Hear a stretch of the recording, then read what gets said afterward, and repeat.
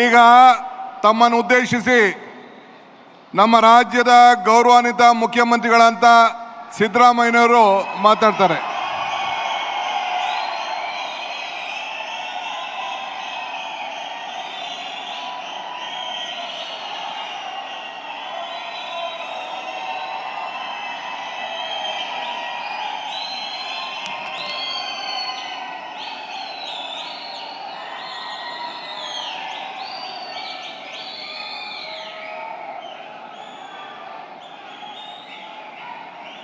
ಈ ಪ್ರತಿಭಟನಾ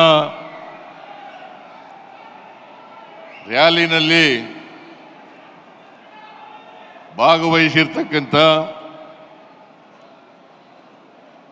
ಅಖಿಲ ಭಾರತ ಕಾಂಗ್ರೆಸ್ ಪಕ್ಷದ ಅಧ್ಯಕ್ಷರು, ರಾಜ್ಯಸಭೆಯಲ್ಲಿ ವಿರೋಧ ಪಕ್ಷದ ನಾಯಕರು ಆದಂಥ ಮಾನ್ಯ ಮಲ್ಲಿಕಾರ್ಜುನ ಖರ್ಗೆ ಅವರೇ, ಲೋಕಸಭೆಯಲ್ಲಿ ವಿರೋಧ ಪಕ್ಷದ ನಾಯಕರು,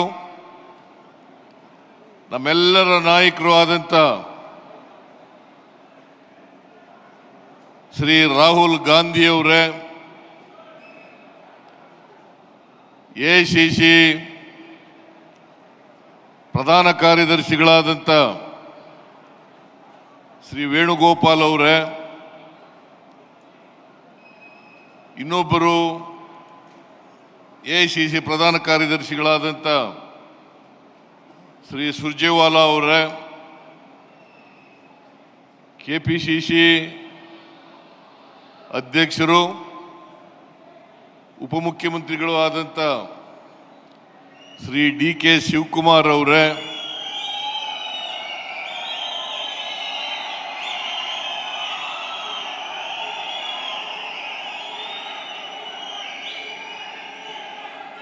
ಎಲ್ಲ ನನ್ನ ಸಚಿವ ಸಹೋದ್ಯೋಗಿಗಳೇ, ಲೋಕಸಭಾ ಮತ್ತು ರಾಜ್ಯಸಭಾ ಸದಸ್ಯರುಗಳೇ,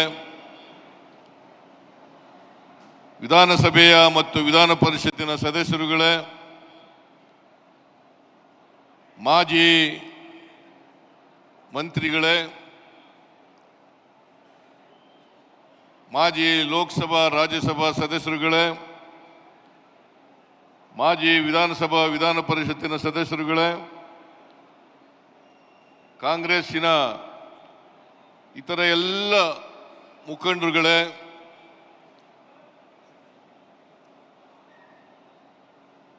ಮುಂಚೂಣಿ ಘಟಕಗಳ ಎಲ್ಲ ಪದಾಧಿಕಾರಿಗಳೇ, ಇಲ್ಲಿ ಇಷ್ಟೊಂದು ಬೃಹತ್ ಸಂಖ್ಯೆಯಲ್ಲಿ ಆಗಮಿಸಿರ್ತಕ್ಕಂಥ ಎಲ್ಲ ಆತ್ಮೀಯ ಕಾರ್ಯಕರ್ತ ಬಂಧುಗಳೇ, ತಾಯಂದಿರೇ, ಯುವಕ ಮಿತ್ರರೇ, ಮಾಧ್ಯಮದ ಗೆಳೆಯರೇ, ಈಗಾಗಲೇ ಮಾತನಾಡಿದಂಥ ಮಾನ್ಯ ಖರ್ಗೆಯವರು, ಮಾನ್ಯ ರಾಹುಲ್ ಗಾಂಧಿಯವರು ಈ ಸಭೆಯ ಉದ್ದೇಶವನ್ನು ಪ್ರಸ್ತಾಪ ಮಾಡಿ ಅನೇಕ ವಿಚಾರಗಳನ್ನು ನಿಮ್ಮ ಮುಂದೆ ಪ್ರಸ್ತಾಪ ಮಾಡಿದ್ದಾರೆ. ಹಾಗಾಗಿ ನಾನು ಹೆಚ್ಚು ಮಾತನಾಡಲಿಕ್ಕೆ ಹೋಗಲ್ಲ. ಈ ಪ್ರತಿಭಟನಾ ರ್ಯಾಲಿ ಕರ್ನಾಟಕದಿಂದ ಪ್ರಾರಂಭ ಆಗಿದೆ, ಬೆಂಗಳೂರಿನಿಂದ ಪ್ರಾರಂಭ ಆಗಿದೆ. ಈಗಾಗಲೇ ರಾಹುಲ್ ಗಾಂಧಿ ಅವರು ಈ ಹೋರಾಟವನ್ನು ಕೈಗೆತ್ತಿಕೊಂಡು ನಿನ್ನೆ ನೀವೆಲ್ಲ ನೋಡಿರ್ಬೋದು, ಅವರು ಪತ್ರಿಕಾ ಸಂದರ್ಶನವನ್ನು ಮಾಡಿ ಅನೇಕ ವಿಚಾರಗಳನ್ನು ಹೇಳಿದ್ದಾರೆ. ಈ ವಿಚಾರಗಳನ್ನು ಹೇಳುವಾಗ ಕೇವಲ ಒಬ್ಬ ರಾಜಕಾರಣಿಯಾಗಿ ಮಾಡ್ತಕ್ಕಂಥ ಆಪಾದನೆಗಳಲ್ಲ, ಅವರು ಇದ್ರ ಬಗ್ಗೆ ಸಂಪೂರ್ಣವಾಗಿ ಅಧ್ಯಯನ ಮಾಡಿ ಸಾಕ್ಷ್ಯಾಧಾರಗಳನ್ನು ಇಟ್ಕೊಂಡು ಮುಂದೆ ಪ್ರಸ್ತಾಪ ಮಾಡಿದ್ದಾರೆ. ಈಗ ನಮ್ಮ ಸಂವಿಧಾನ ಇದೆಯಲ್ಲ, ಪ್ರಜಾಪ್ರಭುತ್ವವನ್ನು ನಾವು ಒಪ್ಕೊಂಡಿದ್ದೀವಿ, ಸಂವಿಧಾನವನ್ನು ರಚನೆ ಮಾಡ್ಕೊಂಡಿದ್ದೀವಿ. ಈ ದೇಶಕ್ಕೆ ಬೇಕಾದಂಥ ಸಂವಿಧಾನ, ನಮ್ಮ ಸಮಾಜಕ್ಕೆ ಬೇಕಾದಂಥ ಸಂವಿಧಾನವನ್ನು ರಚನೆ ಮಾಡ್ಕೊಂಡಿದ್ದೀವಿ. ಸಂವಿಧಾನ ಬಂದ ಮೇಲೆ, ಜಾರಿಯಾದ ಮೇಲೆ ಒಬ್ಬ ವ್ಯಕ್ತಿಗೆ ಒಂದು ಓಟು, ಒಬ್ಬ ವ್ಯಕ್ತಿಗೆ ಒಂದು ಓಟು. ಅದು ಪುರುಷ ಆಗಿರಲಿ, ಮಹಿಳೆಯಾಗಿರಲಿ, ಶ್ರೀಮಂತ ಆಗಿರಲಿ, ಬಡವ ಆಗಿರಲಿ, ರಾಷ್ಟ್ರಾಧ್ಯಕ್ಷರಾಗಿರಲಿ ಅಥವಾ 4ನೇ ದರ್ಜೆ ನೌಕರರಾಗಿರಲಿ, ಎಲ್ಲರಿಗೂ ಒಂದೇ ಓಟು. ಈ ಓಟಿನ ಮೂಲಕ ಜನ 5 ವರ್ಷಕ್ಕೊಮ್ಮೆ ಚುನಾವಣೆಗಳಾಗ್ತವೆ. ಈ ಚುನಾವಣೆಗಳನ್ನು ನಡೆಸ್ತಕ್ಕಂಥವರು ಚುನಾವಣಾ ಆಯೋಗದವರು. ಚುನಾವಣಾ ಆಯೋಗ ಸಂವಿಧಾನ ರೀತಿಯ ನಡ್ಕೋಬೇಕಾಗ್ತದೆ. ಯಾವುದೇ ಕಾರಣಕ್ಕೆ ನ್ಯಾಯಸಮ್ಮತವಾದಂಥ ಚುನಾವಣೆಗಳನ್ನು ಮಾಡಿ ಯಾರು ಬಹುಮತವನ್ನು ಗಳಿಸ್ತಾರೆ ಕಾನೂನು ರೀತಿಯ, ಅವ್ರಿಗೆ ಅಧಿಕಾರವನ್ನು ಸಿಗ್ತಕ್ಕಂಥದ್ದು ಪ್ರಜಾಪ್ರಭುತ್ವದ ಮೂಲ ತತ್ವ. ಅದರಿಂದ ಈ ವೋಟಿಂಗ್ ರೈಟ್ ಇದೆಯಲ್ಲ, ಈ ವೋಟಿಂಗ್ ರೈಟು ಸಂವಿಧಾನ ಕೊಟ್ಟಿರ್ತಕ್ಕಂಥದ್ದು, ನಮಗೆ ಸಂವಿಧಾನ ಕೊಟ್ಟಿರ್ತಕ್ಕಂಥದ್ದು. ಇದನ್ನ ಯಾರಿಂದಲೂ ಕೂಡ ಕಿತ್ಕೊಳ್ಳಿಕ್ಕೆ ಸಾಧ್ಯ ಆಗಲ್ಲ ಅಥವಾ ನಾಶ ಮಾಡಲಿಕ್ಕೆ ಸಾಧ್ಯ ಆಗಲ್ಲ. ಇದು ಮೂಲಭೂತವಾದಂಥ ಹಕ್ಕು ಅಂತಕ್ಕಂಥದ್ದನ್ನು ನಾವೆಲ್ಲರೂ ಕೂಡ ಅರ್ಥ ಮಾಡ್ಕೋಬೇಕಾಗ್ತದೆ. ಅದಕ್ಕೋಸ್ಕರ ನಾವು ಇದನ್ನು ಭಾಳ ಎಚ್ಚರಿಕೆಯಿಂದ ಚುನಾವಣೆಗಳನ್ನು ಮಾಡಬೇಕು. ನಾವು ನಮ್ಮ ಹಕ್ಕನ್ನು ಚಲಾಯಿಸ್ತಕ್ಕಂಥದ್ದನ್ನು ಮಾಡಬೇಕಾಗ್ತದೆ ಅಂತಕ್ಕಂಥ ಮಾತುಗಳನ್ನು ಈ ಸಂದರ್ಭದಲ್ಲಿ ಹೇಳಲಿಕ್ಕೆ ಬಯಸ್ತಾ ಇದ್ದೇನೆ. ಈ ಮನುವಾದಿಗಳು, BJPಯವರು, ಅವ್ರಿಗೆ ಯಾವತ್ತೂ ಕೂಡ ನಮ್ಮ ಸಂವಿಧಾನದ ಮೇಲೆ ಗೌರವ ಆಗಲಿ, ಸಂವಿಧಾನದ ರೀತಿ ನಡ್ಕೊಳ್ತಕ್ಕಂಥದ್ದಾಗಲಿ ಇಲ್ಲ ಅಂತಕ್ಕಂಥದ್ದನ್ನು ನಾವು ಇತಿಹಾಸವನ್ನು ನೋಡಿದಾಗ ಭಾಳ ಸ್ಪಷ್ಟವಾಗಿ ಗೊತ್ತಾಗಲಿಕ್ಕೆ ಸಾಧ್ಯ ಆಗ್ತದೆ. ಈ ಸಂವಿಧಾನ ರಚನೆಯಾಗಿ ಬಾಬಾ ಸಾಹೇಬ್ ಅಂಬೇಡ್ಕರ್ ಅವರು ಈ ಸಂವಿಧಾನವನ್ನು ಮಾಡಿದ್ರು.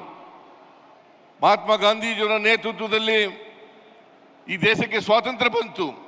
ಸ್ವಾತಂತ್ರ್ಯ ಬಂದ ಮೇಲೆ ಸಂವಿಧಾನ ರಚನೆಯಾದದ್ದು. ಇದನ್ನು ನಾವು ಅರ್ಥ ಮಾಡ್ಕೋಬೇಕಾಗ್ತದೆ. ಆದ್ದರಿಂದ ಈ ಮತ ಹಕ್ಕಿದೆಯಲ್ಲ, ಈ ಮತ ಹಕ್ಕನ್ನು ಯಾರಿಂದಲೂ ಕೂಡ ಕಸ್ಕೊಳ್ತಕ್ಕಂಥದ್ದಾಗಲಿ, ನಾಶ ಮಾಡ್ತಕ್ಕಂಥದ್ದಾಗಲಿ ಅಥವಾ ಇನ್ನೊಬ್ಬರು ಇದನ್ನು ಪರಿಗಣಿಸ್ತಕ್ಕಂಥದ್ದಾಗಲಿ, ಮತ ಹಾಕ್ತಕ್ಕಂಥದ್ದಾಗಲಿ ಆಗಲಿಕ್ಕೆ ಸಾಧ್ಯ ಇಲ್ಲ. ಇದನ್ನು ನಾವೆಲ್ಲರೂ ಕೂಡ ಅರ್ಥ ಮಾಡ್ಕೊಂಡಿದ್ದೀವಿ ಅಂತಕ್ಕಂಥದ್ದು ನನ್ನ ಭಾವನೆ. ಆದ್ದರಿಂದ ಮನುವಾದಿಗಳು ಈ ವೋಟಿಂಗ್ ಪ್ಯಾಟ್ರನ್ನೇ, ಈ ಮೂಲಭೂತ ಹಕ್ಕನ್ನೇ ಕಸಿದುಕೊಳ್ತಕ್ಕಂಥ ಪ್ರಯತ್ನವನ್ನು ಮಾಡ್ತಾ ಇದ್ದಾರೆ. ಅದರಿಂದ ರಾಹುಲ್ ಗಾಂಧಿಯವರು ಇವತ್ತು ಅಧ್ಯಯನವನ್ನು ಮಾಡಿ ಈ ಬೆಂಗಳೂರು ಸೆಂಟ್ರಲ್ ಲೋಕಸಭಾ ಕ್ಷೇತ್ರ, ಅದರಲ್ಲಿ ಒಂದು ಮಹದೇವಪುರ ಅಂತೇಳಿ ವಿಧಾನಸಭಾ ಕ್ಷೇತ್ರ ಬರ್ತದೆ. ಆ ಮಹದೇವಪುರ ವಿಧಾನಸಭಾ ಕ್ಷೇತ್ರದಲ್ಲಿ ನಾವು ಅಲ್ಲಿವರೆಗೆ ಎಲ್ಲ ಕ್ಷೇತ್ರಗಳಲ್ಲೂ ಕೂಡ ಮುಂದೆ ಇದ್ದವು. ಮಹದೇವಪುರ ವಿಧಾನಸಭಾ ಕ್ಷೇತ್ರಕ್ಕೆ ಬಂದಾಗ ನಾವು 1 ಲಕ್ಷ ಚಿಲ್ಲರೆಯಿಂದ ನಾವು ಮತ ಗಳಿಕೆಯಲ್ಲಿ ಕಡಿಮೆ ಆಗ್ತೇವೆ. ಅವರು 1 ಲಕ್ಷಕ್ಕಿಂತ ಹೆಚ್ಚು ಮತಗಳನ್ನು ಅಲ್ಲಿ ಪಡ್ಕೊಳ್ಳಿಕ್ಕೆ ಸಾಧ್ಯ ಆಗ್ತದೆ. ಈ ಥರ ಇಡೀ ದೇಶದಲ್ಲಿ ಹಿಂಗಾಗಿದೆ. ಯಾವತ್ತೂ ಕೂಡ ಈಗ ಕರ್ನಾಟಕ ಉದಾಹರಣೆಗೆ ನಾವು ತಗೊಂಡ್ರೆ, ಯಾವತ್ತೂ ಕೂಡ ಭಾರತೀಯ ಜನತಾ ಪಕ್ಷದವರು 2018 ಇರ್ಬೋದು, 2018 ಇರ್ಬೋದು, 2019 ಇರ್ಬೋದು, ಯಾವಾಗಲೂ ಕೂಡ ಬಹುಮತವನ್ನು ಪಡ್ಕೊಂಡಿಲ್ಲ. 2018ರಲ್ಲಿ ಹಿಂಭಾಗಲಿಂದ ಅಧಿಕಾರಕ್ಕೆ ಬಂದರು, ಆಪರೇಷನ್ ಕಮಲವನ್ನು ಮಾಡಿದ್ರು. 2018ರಲ್ಲಿ ಮತ್ತೆ ಆಪರೇಷನ್ ಕಮಲವನ್ನು ಮಾಡಿದ್ರು. ಮತ್ತೆ ಲೋಕಸಭೆಯಲ್ಲೂ ಕೂಡ ಮತ ಕದೀಲಿಕ್ಕೆ ಪ್ರಯತ್ನವನ್ನು ಮಾಡಿದ್ರು. ಹಾಗಾಗಿ ನಮಗೆ ಇಂಟರ್ನಲ್ ಸರ್ವೆ ಪ್ರಕಾರ ನಮಗೆ ಕಳೆದ 2024ರಲ್ಲಿ 16 ಸ್ಥಾನಗಳನ್ನು ಗೆಲ್ಲಬೇಕಾಗಿತ್ತು. ನಾವು ಬರೀ 9 ಸ್ಥಾನಗಳನ್ನು ಗೆಲ್ಲಲಿಕ್ಕೆ ಸಾಧ್ಯ ಆಯಿತು. ಇದು ಕಾರಣ ಯಾಕಪ್ಪ ಅಂತಂದ್ರೆ 7 ಕ್ಷೇತ್ರಗಳಲ್ಲಿ ಮತಗಳನ್ನು ಕದೀತಕ್ಕಂಥ ಕೆಲಸವನ್ನು ಮಾಡಿದ್ರು. ಈಗಾಗಲೇ ರಾಹುಲ್ ಗಾಂಧಿಯವರು ನಿಮಗೆ ಯಾವ್ಯಾವ ರೀತಿಯಲ್ಲಿ ಮತವನ್ನು ಕದೀಲಿಕ್ಕೆ ಸಾಧ್ಯ ಆಗ್ತದೆ, ಮಹದೇವಪುರ ವಿಧಾನಸಭಾ ಕ್ಷೇತ್ರದಲ್ಲಿ ಯಾವ ರೀತಿ ಮತವನ್ನು ಕದ್ದಿದ್ದಾರೆ ಅಂತಕ್ಕಂಥದ್ದನ್ನು ಪ್ರಸ್ತಾಪ ಮಾಡಿದ್ದಾರೆ. ನಾನು ಅದನ್ನು ಮತ್ತೆ ಮಾಡಲಿಕ್ಕೆ ಹೋಗೋದಿಲ್ಲ. ಆದ್ದರಿಂದ ಭಾರತೀಯ ಜನತಾ ಪಕ್ಷದವರು ಕರ್ನಾಟಕದಲ್ಲಿ ಯಾವತ್ತೂ ಕೂಡ ಜನರ ಆಶೀರ್ವಾದದಿಂದ ಅಧಿಕಾರಕ್ಕೆ ಬಂದಿಲ್ಲ.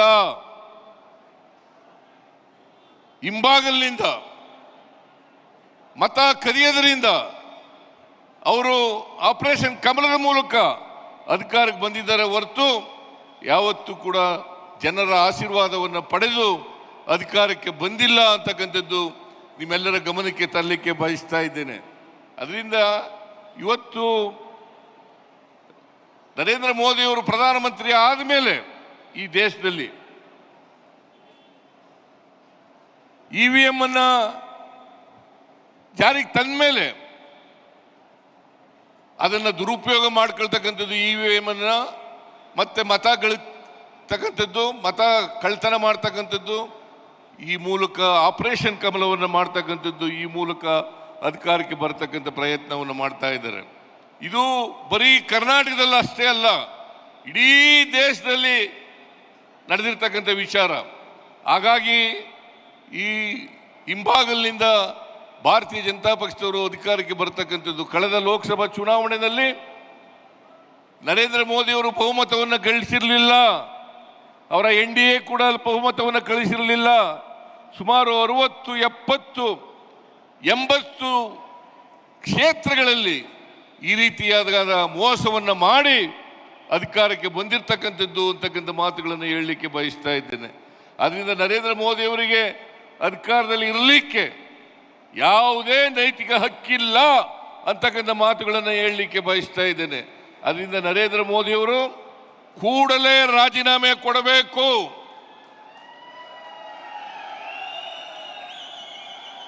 ಕೂಡಲೇ ರಾಜೀನಾಮೆಯನ್ನು ಕೊಟ್ಟು ಮತ್ತೆ ಚುನಾವಣೆಯನ್ನು ಎದುರಿಸಿ ಸಂವಿಧಾನಬದ್ಧವಾಗಿ ಯಾವುದೇ ಮೋಸವನ್ನು ಮಾಡದೆ, ತಂತ್ರಗಾರಿಕೆಯನ್ನು ಮಾಡದೇನೆ ಗೆದ್ದು ಬಂದರೆ ಜನರ ಆಶೀರ್ವಾದ ಯಾರು ಇರ್ತದೆ ಅವ್ರು ಮಾತ್ರ ಅಧಿಕಾರದಲ್ಲಿ ಇರಲಿಕ್ಕೆ ಸಾಧ್ಯ ಆಗ್ತದೆ. ಈ ಎಲೆಕ್ಷನ್ ಚುನಾವಣಾ ಆಯೋಗ ಇದೆಯಲ್ಲ, ಅದು ಒಂದು BJPಯ ಬ್ರಾಂಚ್ ಆಫೀಸ್ ಥರ ಕೆಲಸ ಮಾಡಲಿಕ್ಕೆ ಪ್ರಾರಂಭ ಮಾಡಿದೆ. BJPಯ ಬ್ರಾಂಚ್ ಆಫೀಸ್, ಅಲ್ಲಿರ್ತಕ್ಕಂಥವ್ರು ಎಲ್ಲರೂ ಕೂಡ BJP ಏನು ಹೇಳ್ತದೆ ಅದನ್ನೇ ಮಾಡ್ತಕ್ಕಂಥ ಕೆಲಸವನ್ನು ಮಾಡ್ತಾರೆ. ಹಾಗೆ ಇದನ್ನು ತಾವೆಲ್ಲ ತಿಳ್ಕೋಬೇಕಾಗ್ತದೆ. ಅದಕ್ಕೋಸ್ಕರ ಇವತ್ತು ಸೆಂಟ್ರಲ್ ಎಲೆಕ್ಷನ್ ಕಮಿಷನ್ ಅದರ ವಿರುದ್ಧ ಇಲ್ಲಿ ಚೀಫ್ ಎಲೆಕ್ಷನ್ ಕಮಿಷನರ್, ರಾಜ್ಯ ಮಟ್ಟದ ಎಲೆಕ್ಷನ್ ಚುನಾವಣಾ ಆಯೋಗ ಇವುಗಳ ವಿರುದ್ಧವಾಗಿ ಇವತ್ತು ಪ್ರತಿಭಟನೆಯನ್ನು ಇಲ್ಲಿಂದ ಪ್ರಾರಂಭವಾಗಿದೆ. ಇದು ಇಡೀ ದೇಶದಲ್ಲಿ ರಾಹುಲ್ ಗಾಂಧಿಯವರು ಈ ವಿಚಾರವನ್ನು ಎತ್ತಿಕೊಂಡು, ಚುನಾವಣಾ ವಿಚಾರವನ್ನು ಎತ್ತಿಕೊಂಡು ಹೇಗೆ BJPಯವರು ಮೋಸ ಮಾಡ್ತಾರೆ, ಮನುವಾದಿಗಳು ಮೋಸ ಮಾಡ್ತಾರೆ. ಯಾಕಂತಂದರೆ BJPಯವರು ಎಲ್ಲ ಕಾಲದಲ್ಲೂ ಕೂಡ ಅಧಿಕಾರದಲ್ಲಿ ಇರಲೇಬೇಕು ಅಂತಕ್ಕಂಥ ಮನೋಭಾವ ಇರ್ತಕ್ಕಂಥವ್ರು. BJPಯವರು ಹಿಂದುಳಿದವರಿಗೆ, ದಲಿತರಿಗೆ, ಅಲ್ಪಸಂಖ್ಯಾತರಿಗೆ ಬೆದರಿಸಿ ಅವರ ನಾಯಕತ್ವವನ್ನು ನಾಶ ಮಾಡಿ ಇವತ್ತು ಅಧಿಕಾರದಲ್ಲಿ ಇರ್ತಕ್ಕಂಥ ಕೆಲಸವನ್ನು ಮಾಡ್ತಾರೆ. ಇವರನ್ನೆಲ್ಲ ಬಳಸ್ಕೊಳ್ಳಿಕ್ಕೆ ಉಪಯೋಗಿಸ್ಕೊಳ್ತಕ್ಕಂಥದ್ದು. ಎದುರಿಸ್ತಕ್ಕಂಥದ್ದು, ಇಡಿಯನ್ನು ಉಪಯೋಗಿಸ್ತಕ್ಕಂಥದ್ದು, ಇನ್ಕಮ್ ಟ್ಯಾಕ್ಸ್ ಅನ್ನು ಉಪಯೋಗಿಸ್ತಕ್ಕಂಥದ್ದು, CBIನ ಉಪಯೋಗಿಸ್ತಕ್ಕಂಥದ್ದು, ಇದನ್ನೆಲ್ಲ ಮಾಡಿ ಇವತ್ತು ಅಧಿಕಾರದಲ್ಲಿ ಉಳಿತಕ್ಕಂಥ ಪ್ರಯತ್ನವನ್ನು ಮಾಡ್ತಾ ಇದ್ದಾರೆ. ಅದರಿಂದ ನಾವು ಯಾವುದೇ ಕಾರಣಕ್ಕೆ ಈ ಪ್ರಜಾಪ್ರಭುತ್ವ ಸಂವಿಧಾನ ಇದು ಇವ್ರನ್ನ ತಿರುಚಲಿಕ್ಕೆ ಬಿಡಬಾರದು ಅಂತಕ್ಕಂಥ ಮಾತುಗಳನ್ನು ಹೇಳಲಿಕ್ಕೆ ಬಯಸ್ತಾ ಇದ್ದೇನೆ. ಅದರಿಂದ ಸಂವಿಧಾನವನ್ನು ಉಳಿಸ್ತಕ್ಕಂಥದ್ದು, ರಕ್ಷಣೆ ಮಾಡ್ತಕ್ಕಂಥದ್ದು ನಮ್ಮೆಲ್ಲರ ಜವಾಬ್ದಾರಿ ಅಂತಕ್ಕಂಥ ಮಾತುಗಳನ್ನು ಹೇಳಲಿಕ್ಕೆ ಬಯಸ್ತಾ ಇದ್ದೇನೆ. ಅದರಿಂದ ಸಂವಿಧಾನ ಉಳಿದ್ರೆ ನಾವೆಲ್ಲ ಉಳಿಲಿಕ್ಕೆ ಸಾಧ್ಯ ಆಗ್ತದೆ. ಆದ್ದರಿಂದ ಸಂವಿಧಾನವನ್ನು ಉಳಿಸ್ತಕ್ಕಂಥದ್ದು, ಸಂವಿಧಾನವನ್ನು ರಕ್ಷಣೆ ಮಾಡ್ತಕ್ಕಂಥದ್ದು, ಪ್ರಜಾಪ್ರಭುತ್ವವನ್ನು ಉಳಿಸ್ತಕ್ಕಂಥದ್ದು, ಪ್ರಜಾಪ್ರಭುತ್ವವನ್ನು ರಕ್ಷಣೆ ಮಾಡ್ತಕ್ಕಂಥದ್ದು ನಮ್ಮೆಲ್ಲರ ಕರ್ತವ್ಯ ಅಂತಕ್ಕಂಥ ಮಾತುಗಳನ್ನು ಹೇಳಲಿಕ್ಕೆ ಬಯಸ್ತಾ ಇದ್ದೇನೆ. ಯಾಕೆಂದರೆ ಈ ಸಂವಿಧಾನ ಉಳಿದ್ರೆ ಸಮಾನತೆ ಬರಲಿಕ್ಕೆ ಸಾಧ್ಯ ಆಗ್ತದೆ. ದಲಿತ ವರ್ಗದವರಿಗೆ, ಹಿಂದುಳಿದವರಿಗೆ, ಬಡವರಿಗೆ, ಮಹಿಳೆಯರಿಗೆ, ಕಾರ್ಮಿಕರಿಗೆ ಅವರಿಗೆ ನ್ಯಾಯ ಸಿಕ್ಕಲಿಕ್ಕೆ ಸಾಧ್ಯ ಆಗ್ತದೆ. ಈ ಅಸಮಾನತೆಯನ್ನು ಎಲ್ಲಿವರೆಗೆ ನಾವು ತೊಡೆದಾಕದಿಲ್ವೋ ಅಲ್ಲಿವರೆಗೆ ಈ ದೇಶದಲ್ಲಿ ಶಾಂತಿ, ನೆಮ್ಮದಿ ಉಳಿಲಿಕ್ಕೆ ಸಾಧ್ಯ ಇಲ್ಲ ಅಂತಕ್ಕಂಥ ಮಾತುಗಳನ್ನು ಈ ಸಂದರ್ಭದಲ್ಲಿ ಹೇಳಲಿಕ್ಕೆ ಬಯಸ್ತಾ ಇದ್ದೇನೆ. ಆದ್ದರಿಂದ ಅಸಮಾನತೆಯನ್ನು ತೊಡೆದಾಕ್ತಕ್ಕಂಥದ್ದು ನಮ್ಮೆಲ್ಲರ ಜವಾಬ್ದಾರಿ. ಇದು ಬರಬೇಕಾದ್ರೆ, ಇದು ಆಗಬೇಕಾದ್ರೆ ಯಾರಿಗೆ ಸಾಮಾಜಿಕ ನ್ಯಾಯದಲ್ಲಿ ನಂಬಿಕೆ ಇದೆ, ಯಾರಿಗೆ ಭಾತೃತ್ವದಲ್ಲಿ ನಂಬಿಕೆ ಇದೆ, ಯಾರಿಗೆ ಸಂವಿಧಾನದಲ್ಲಿ ನಂಬಿಕೆ ಇದೆ, ಯಾರಿಗೆ ಪ್ರಜಾಪ್ರಭುತ್ವದಲ್ಲಿ ನಂಬಿಕೆ ಇದೆ, ಅವರು ಮಾತ್ರ ಅಧಿಕಾರಕ್ಕೆ ಬಂದಾಗ ಮಾತ್ರ ಎಲ್ರಿಗೂ ಸಮಾನ ಅವಕಾಶಗಳು ಸಿಗಲಿಕ್ಕೆ ಸಾಧ್ಯ ಆಗ್ತದೆ. ಈ ಸಮಾನ ಅವಕಾಶಗಳು ಸಿಕ್ಕಬೇಕಾದ್ರೆ ಕಾಂಗ್ರೆಸ್ ಪಾರ್ಟಿಯಿಂದ ಮಾತ್ರ, ಅದು ರಾಹುಲ್ ಗಾಂಧಿ ಅವರಿಂದ ಮಾತ್ರ ಅಂತಕ್ಕಂಥ ಮಾತುಗಳನ್ನು ಹೇಳಲಿಕ್ಕೆ ಬಯಸ್ತಾ ಇದ್ದೇನೆ. ರಾಹುಲ್ ಗಾಂಧಿ ಅವರು ಸಾಮಾಜಿಕ ನ್ಯಾಯಕ್ಕೆ, ದಲಿತ ವರ್ಗದವರಿಗೆ, ಹಿಂದುಳಿದವರಿಗೆ, ಯಾರ್ಯಾರಿಗೆ ಸಮಾನ ಅವಕಾಶಗಳು ಸಿಕ್ಕಿಲ್ಲ ಅವರೆಲ್ಲರ ಪರವಾಗಿ ಇವತ್ತು ಹೋರಾಟ ಮಾಡ್ತಕ್ಕಂಥ ಕೆಲಸವನ್ನು ಮಾಡ್ತಾ ಇದ್ದಾರೆ. ನಾವೆಲ್ಲರೂ ಕೂಡ ಇವತ್ತು ರಾಹುಲ್ ಗಾಂಧಿ ಅವರ ಜೊತೆ ನಿಲ್ತಕ್ಕಂಥದ್ದು, ರಾಹುಲ್ ಗಾಂಧಿ ಅವರಿಗೆ ಬೆಂಬಲವನ್ನು ಕೊಡ್ತಕ್ಕಂಥದ್ದು, ಇಡೀ ದೇಶ ಇವತ್ತು ರಾಹುಲ್ ಗಾಂಧಿ ಅವರ ನಾಯಕತ್ವ ಬೇಕು ಅಂತೇಳಿ ಇವತ್ತು ಬಯಸ್ತಾ ಇದೆ.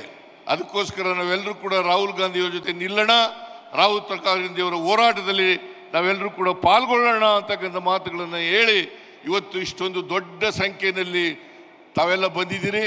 ನೀವು ಬಂದು ರಾಹುಲ್ ಗಾಂಧಿ ಅವರಿಗೆ ಬೆಂಬಲವನ್ನು ವ್ಯಕ್ತ ಮಾಡಿದಿರಿ, ಅದಕ್ಕೆ ನಿಮಗೆಲ್ಲರಿಗೂ ನಮಸ್ಕಾರಗಳನ್ನು ಹೇಳಲಿಕ್ಕೆ ಬಯಸ್ತಾ ಇದ್ದೇನೆ. ಮತ್ತು ಇಷ್ಟೊಂದು ದೊಡ್ಡ ಪ್ರಮಾಣದ ಕಾರ್ಯಕ್ರಮವನ್ನು ಏರ್ಪಾಡು ಮಾಡಿದವರು KPCC ಅವರು. ಅದರಿಂದ KPCC ಅಧ್ಯಕ್ಷರಿಗೆ, ಅವರ ಎಲ್ಲ ಪದಾಧಿಕಾರಿಗಳಿಗೆ ಮತ್ತು ನಿಮಗೆ ನಮಸ್ಕಾರಗಳನ್ನು ಹೇಳಿ ನನ್ನ ಮಾತುಗಳನ್ನು ಮುಗಿಸ್ತೇನೆ. ಜೈ ಹಿಂದ್, ಜೈ ಕರ್ನಾಟಕ.